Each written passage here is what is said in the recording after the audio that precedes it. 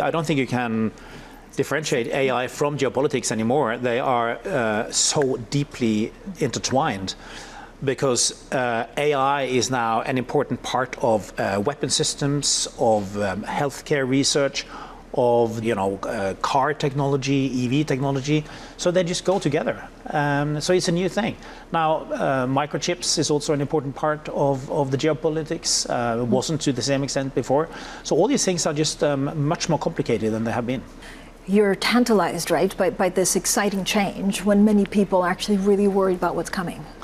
Well, I think the world has never been more exciting, right? What's happening in AI is leading to some tremendous change, leading to some huge progress. For instance, in the way we do research and R&D in the pharma industry, it's improving the weather forecast. It's improving a lot of things, right? It's just a tremendous increase in compute power.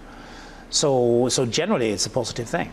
Are you mainly positive, or do you also worry about No, I think it's mainly. It's mainly positive, and then the question, of course, is how do you regulate this? I think it's going to be very tough to regulate because it's so embedded into kind of the competitive landscape between the superpowers. What does it mean for your investments in AI? You don't, of course, you don't choose 100% where you invest because you have a framework, but by the government. But how do you see the adoption of AI going forward?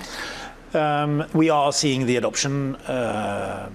We're seeing fast adoption, and it's also interesting what are the implications for productivity. So on the podcast we have, I asked Sam Altman, what kind of productivity growth should we see in our company over the next 12 months? And he thought we should see 20%, right? So I walk around in the office and say, hey, how are you going to become 20% more efficient? What exactly are you doing?